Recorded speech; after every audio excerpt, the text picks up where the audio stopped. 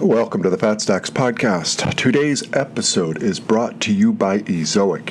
If you're getting lousy page speed scores for your sites, definitely check out Ezoic because they have this new Site Speed Accelerate platform that has improved my page speed scores tremendously across my niche sites.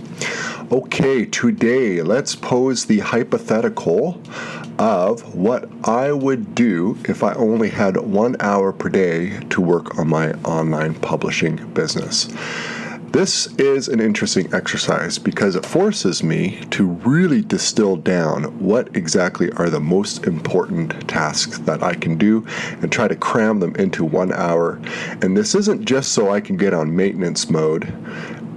The goal here is to actually, with 1 hour of time per day, 5 days a week, still actually grow the business. So what is it that I would do? And I say but this also applies to you. Now, obviously, there's different assumptions and there's different scenarios, so I'm going to set those out. So any time that you're working on your online business, you really have to keep in mind what you are working on right now. And more specifically, is what you're working on right now the highest return on investment of your time activity? And often it's not. We chase down these rabbit holes of what I would call useless tasks. Now, it's a little bit of a harsh term because they're probably not totally useless. They probably some merit in doing them. At least we think so. But by saying that, it's, if you have something that you could do that's better, that's going to give you a better return, then it is kind of a useless task at that particular time. All right. So let me give you an example. All right, because it's not always just the same tasks that you're going to do, because sometimes there are things you have to do that are out of the ordinary that you wouldn't necessarily want to do or that are part of your daily routine. So for instance, if I have a site that crashes for whatever reason, I'm getting errors and it's not displaying right, well, the most important thing that I could do at that time is to drop everything and get that site live again, because a site that's down isn't earning, and everything you put into that site is basically wasted money. So the priority at that point in time is to get that site live again. All right, so, and this happens, right? And we don't like it, and anything to do with tech is not my thing. It's interesting. Anybody I talk to who, outside of this business, colleagues or whatever I meet, friends and so forth, they inquire as to what I do, and I tell them, and they assume that I'm some sort of high-tech software engineer or something like that. And if you've been in this business now maybe you are a coder and you are into tech, but I certainly am not. If it weren't for the old drag and drop WordPress website building and platforms and hosting and all the stuff that's so easy to use these days, I wouldn't be in business. So I'm definitely not a tech person. But sometimes we have to deal with tech, and that means jumping on live help or submitting tickets and getting the problems solved. All right. Another useless task. Now, this is based on an assumption that you have a few extra dollars every month to hire a VA, whether it's part-time or full-time. And this brings up an important point. A lot of people assume if you're going to hire a VA or a virtual assistant to help you out, that you need to have the funds to hire someone full-time, but you don't. There are lots of VAs looking for 10 hours a week, and if you're looking for non-writer type VAs to just help with some tasks in your site, recurring simpler tasks that tend to take up a lot of your time, hire someone for 5 or 10 hours a week, and that's a very small amount of money, so just keep that in mind. But essentially, I mean, if there's a recurring task that's fairly simple and that can be trained, and it doesn't require access to bank accounts or PayPal or anything like that, then me working on it is not the best use of my time, because somebody else could be doing that. Again, assuming I have disposable funds to do that. And that is my thinking a lot of times. But the error thinking or the problem thinking comes like this, and I've done this many, many times. All right. In fact, I resisted hiring help for a long time, longer than I should have. But we immediately think, it's like, well, by the time I instruct somebody to do this task, I could have just done it myself, all right? That is not the right way to think about this, especially with recurring tasks, right? Yes, training is no fun. I create training videos often, and most of my training has done that. And they take a while. They take maybe 4 minutes, maybe take 10 minutes. They got to render, they got to email it, and there's usually additional email instructions. And the whole thing might take 25 minutes to train for one task, and then there might be follow-up questions, and I got to review the work to make sure that was done right. So there's a process involved, and it's not fun. I don't really care to do it. But once it is done and they're trained, somebody is trained on it, and that person can train other people on it, then I don't have to deal with it again. So even if it's a 15-minute task that needs to be done once a week, this is now off my plate. All right. So moving forward, in terms of, I'm going to actually explain minute by minute what my hour is going to look at, but we're going to have to go on the assumption that I have some extra money to invest each month in hiring some VAs to help. Now, if you don't have any extra money, a lot of people getting started, and I didn't, and I've been there, and I know, if you don't have any extra money to hire some help or outsource anything, okay, your hour a day needs to be focused on producing killer content. End of story. That's it. You're going to focus on it. Unfortunately, you're going to have to format it. You're going to have to deal with images. You're going to deal with everything, A to Z, on the content. But don't deal with other things. Don't monkey around with site design. Use a default theme design. Get a simple logo on there.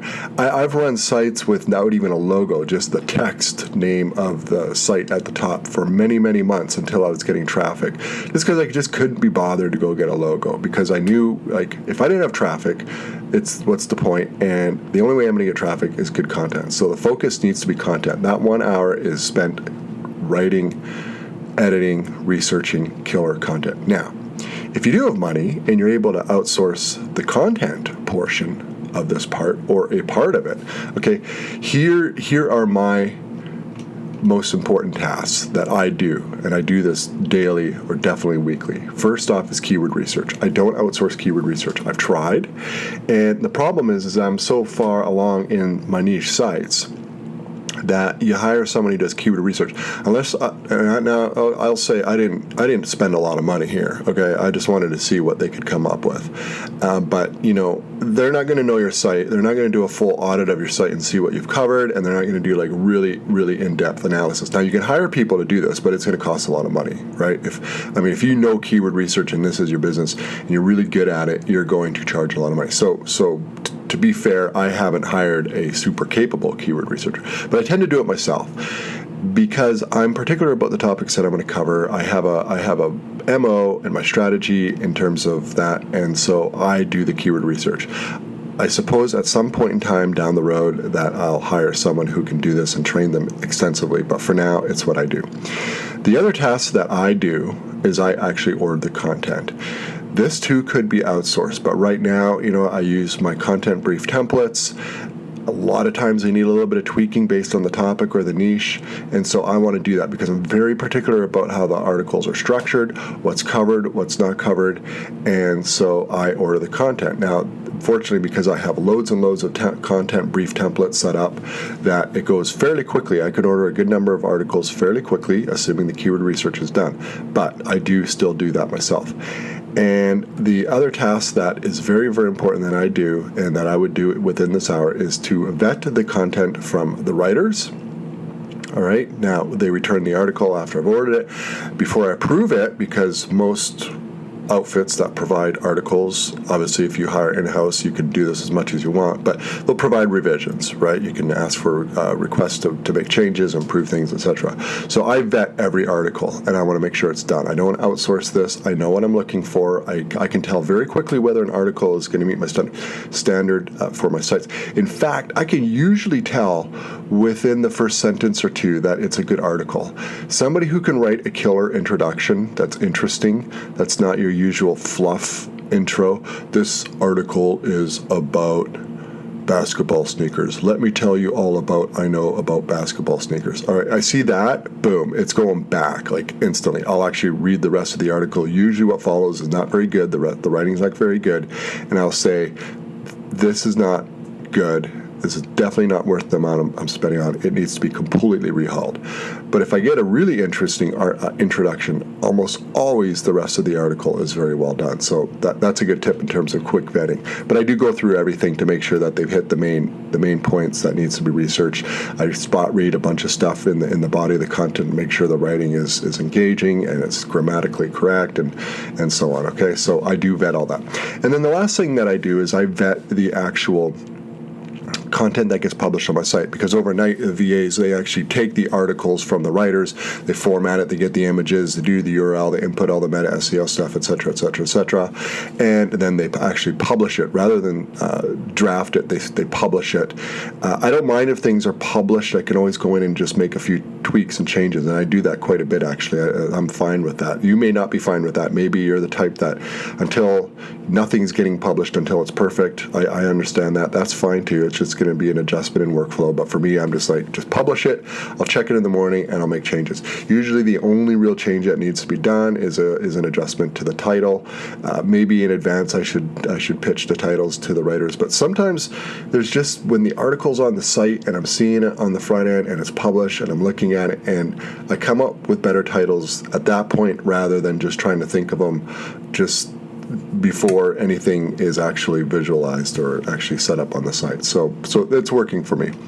So those are my 4 tasks that I would focus on within the hour. In fact, these are the tasks I focus on now across all my niche sites. This is really essentially what I try to stick to. Anything other than that, I try to outsource. Now, of course, I get bogged down with additional stuff here and there. But essentially, it's keyword research, ordering content, vetting the content from the writers, and then vetting the published work on the site from all the VAs. And that's it. That's what I do. So my hour would look like this: review content.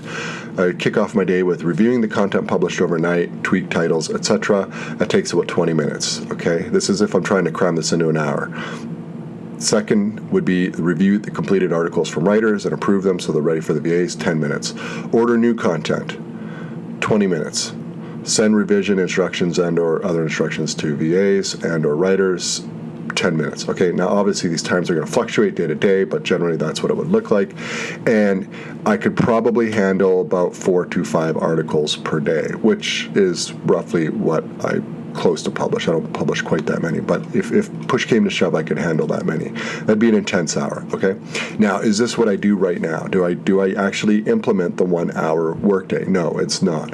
It's not ideal. I actually spend anywhere from 1.5 to sometimes 4 hours on my niche sites, separate from Fat Stacks, just because I'm doing long-term planning. I probably do more keyword research, and I deal with email newsletters, and admittedly I do stuff that should probably be outsourced and would reduce my time, and I'm working on it. I'm constantly working on more efficiency, but I don't currently spend 1 hour on my sites per day.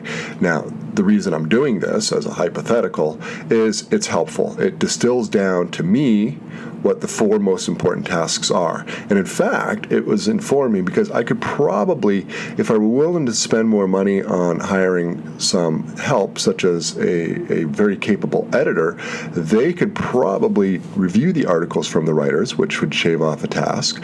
They could probably order content for the writers, which should actually shave up quite a bit of time. And they could also vet the published content on the site. So in theory, I suspect I could get this down to just having to do keyword research. And keyword research is interesting because that doesn't need to be done every day. That could be done in a larger session once a week or once a month. And in fact, that's typically what I do. I will just hunker down and do a longer session for my niche sites and just spill out a whole bunch of different topics for the coming days. So really, that's where I should be looking at. So in this podcast and what was originally a blog post on the site was very informative because I have a goal. I can get to that point where all I really need to do is the keyword research. All right. So, but for now, I'm not quite there. And this is something that I think is an important activity for anyone to be doing if they're publishing. Again, if you don't have any money for any VAs or outsourcing any of the content, just focus on the content. But as you build up revenue, start deploying that revenue into outsourcing content would probably be my first bit of outsourcing before I hired a VA. I mean, you only need a VA if you're pushing out lots of content, but before then, you want to get more content, so you'll hire it out and pay for it. All right, so now here's a phrase that goes through my head a lot, but it only takes 10 minutes, right? We're talking like simple recurring tasks that are easy to add to the workflow, and eventually what happens is it becomes, maybe it's done daily, maybe it's done weekly, maybe it's done monthly. These are simple tasks, and you're just like, I could just do it myself. Why pay for it when I could just do it myself? And that's fine. But there are two problems with recurring simple tasks, even if they just take a couple of minutes. And the biggest problem I've noticed is they actually take a mental toll on you. They do me, right? The more on the to-do list, especially the recurring to-do list, the more it's like this cloud hanging over you, and it drains the energy, even though you're not actually doing it at the time. But it's like you come to work and it's like, oh, I got to do that, I got to do that, I got to do that, and I want to clear that out. I don't want that, So stop saying that, but it only takes 10 minutes. I can do it really quickly. As soon as you're able, outsource that stuff. It'll clear your plate, it'll free your mind, and you can focus really on what's the most important, which is content production at all levels. The second thing is even if something's only 10 minutes, right? But let's say it's a task at 10 minutes per day, whatever it may be, and it's easily outsourced. You add that up over 20 days for a month. That's over 3 hours per month. That 3 hours, as we learned, if you focus every hour on content, you can push out a lot of content, which is going to be your highest return on investment with your time. Now remember, niche sites make money from content, pure and simple. Now, I'm going to give you an exception there.